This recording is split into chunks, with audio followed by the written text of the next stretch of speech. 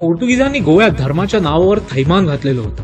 धर्मांतरणासाठी मिगेल वाझने सुचवलेल्या मार्गांमध्ये आर्थिक दबावाचं तंत्र कसं वापरलं गेलं होतं हे आपल्याला कळून येतं. पोर्तुगीज गोव्यात असा एक नियम होता की एका माणसाचं जर निधन झालं आणि त्या माणसाला जर मुलगा नसेल तर त्याची संपूर्ण मालमत्ता ही पोर्तुगालच्या राजाच्या नावावर होते.